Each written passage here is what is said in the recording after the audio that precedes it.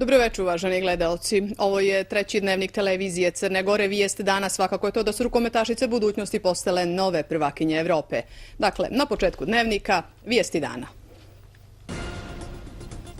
Rukometašice budućnosti nove su prvakinje Evrope. U revanšu finala Lige evropskih šampiona savladan mađarski Đer 27-25 u sportskom centru Morača, ali u Podgorici i drugim gradovima veliko slavlje zbog osvojene titule.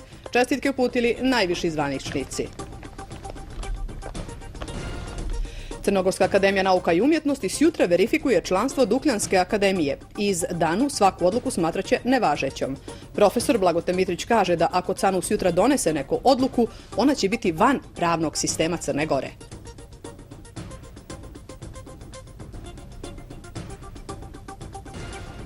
U Atini završen sastanak predsjednika Karolosa Papuljasa sa liderima tri vodeće stranke u pokušaju formiranja vlade.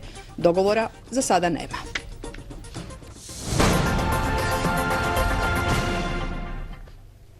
Kao što smo i u najavi rekli, a to ste mogli vidjeti i u direktnom prenosu na našem prvom i drugom programu, rukometašice budućnosti nove su prvakinje Evrope. U revanš meču finala Lige evropskih šampiona budućnost je pred svojim navijačima pobjedila mađarski Đer i nakon svog prvog finala u Ligi šampiona osvojila evropski trofej. Istorijska pobjeda i titula prvaka Evrope izboreni su u izvanrednom ambijentu prepune dvorane sportskog centra Morača. Budućnost je rukometni šampion Evrope. Fenomenalni revanš u Morači, atmosfera koja će se dugo pamtiti, donijela i trijumf nad Đerom od 27-25. Taman toliko da bude dovoljno da se pehar podigne od strane Bojane Popović i drugarica. Nakon poraza od 29-27 u prvom meču u Mađarskoj, budućnost se igrala sa živcima u jednom ratu nerava, u jednoj tvrdoj utakmici, vodila tokom skoro cijelog prvog poluvremena, ali ga je završila sa samo golom razlike, 13-12. Prednost je dostizala 2 do 3 gola u drugom poluvremenu, da bi onda rekordna razlika 24-20 bila postignuta na 8 minuta prije kraja. Ipak Đer se digao iz mrtvih i smanjio na samo gol za ostatka. Izgledalo je na 2-3 minuta prije kraja da će oni biti bliži peharu. Ipak budućnost sa dva uzastopna gola i serijom sjajnih intervencija Klare Woltering očuvala je razliku od 27-25.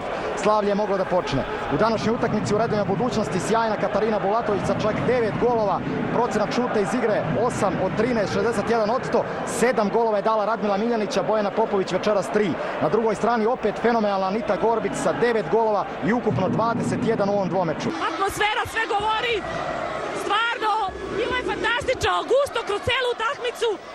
Mislim da su djevojke dale sve od sebe, poginule su maltene na kraju, ali se isplatilo i stvarno, ne znam šta vam kažem, plače mi se, smeje mi se.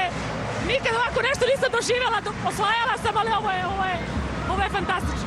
Malo je da kažem da smo presrećeni, stvarno želim da se zahvalim svim ovim divnim ljudima, kao i onima koji su bili kraj malih ekrana. Bili su stvarno naš osmi igrači. Ne znam, sad je teško bilo šta da kažemo, još uvijek smo svi pod utiscima, najbitnije da smo pobedili. Da je toliko dugo iščekivani pehar stigao u Podgoricu. Najbolji smo u Evropi, nemam šta da kažem, najbolji smo, stvarno smo najbolji. Jeste ne vjerovali sve vrijeme, da li ste se možda u finišu uplašili? Ne, onda ne bi mogli da izvučemo jer su nas stizali pa smo mi vodili, nismo, verovali smo jedna u drugu do kraja. Mogli ste primetiti da smo bili ovako jedinstveni za razliku od njih, mislim da je to u nekom trenutku presudilo. Izuzetan Đer, stvarno maksimalno je bio fokusiran i kvalitetan i mislim izvuka jedan maksimum od nas. Mi jesmo ekipa koja ima najbolju koncentraciju na meč, imamo najiskusniji, najbolji igrače i to se odrazilo u ovom meču. Budućnosti predstoji jedna rekonstrukcija jer su najavljeni odlasci Bojane Popović i Maje Savić, a vrlo vjerovatno i odlazak Katarine Bulatović u Rumuniju. Međutim, ovo je noć velikog slavlja budućnosti i cijelog crnogorskog sporta. Brojni građani Podgorice odmah nakon istorijskog uspjeha rukometašica budućnosti počeli su slavlje ulicama glavnog grada. Da pogledamo dio atmosfere koju je zabilježila naša kamera neposredno nakon završetka utakmice uz napomenu da materijal koji gledate nije montiran.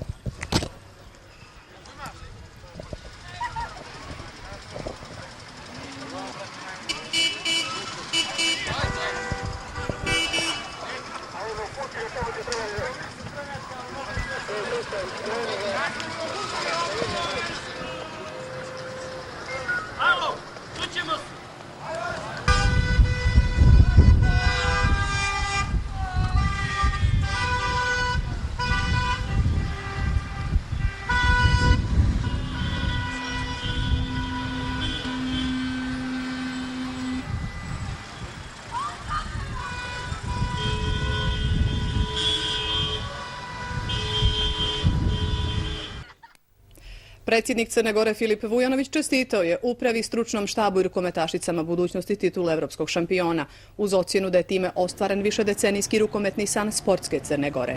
Ovaj rukometni sportski uspjeh potvrde je vrijednosti i upornosti koja mora donijeti slavu koja je našim rukometašicama zasluženo pripala, zaključuje Vujanović.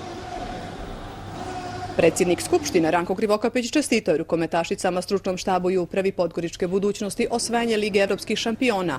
On je u čestitki naveo da su Vučice sa Morače večeras pokazale kako se hrabro, mudro i timski osvaja titula Evrope i dostojno bori za svoju državu, uz uvjerenje da ćemo se u buduće, obavijeni crnogorskom zastavom, radovati vašim uspjesima. Premijer Igor Lukšić čestitao igračicama i rukovodstvu rukometnog kluba Budućnost osvajanje titule prvaka Evrope. Crna Gora i crnogorski sport ponovo su na krovu Evrope. U godini kada slavimo 6 godina od obnove nezavisnosti, podarili ste nam veliku pobjedu koja nas ispunjava ponosom i kojom je ispisana još jedna sjajna stranica nove crnogorske istorije, naveo je Lukšić u čestitki uz uvjerenje da se uz veliki rad i ulaganje mogu postići i najveći rezultati. Finalna utakmica između rukometašica budućnosti i Đera događaj je od izuzetnog značaja za dalji razvoj i afirmaciju rukometa i sporta u Crnoj Gori, konstatovano je ranije danas tokom sastanka premijera Igora Lukšića i predsjednika Evropske rukometne federacije Tora Lijana, koji je prisustvovao finalnoj utakmici večeras u dvorani Morača. Vjerujem da ćemo kroz nastavak partnerstva sa Savezom, a koristeći prednosti naših programa, zajedno doprinijeti afirmaciju rukometa u Crnoj Gori, ali i da događaj kakav je ovaj večeras bude još više, rekao je Lijan. Toliko u trećem dnevniku o ovom izuzetnom sportskom uspjehu naših rukometašica, o čemu će se sigurno puno govoriti i narednih dana. A sada u dnevniku i ostale aktuelnosti.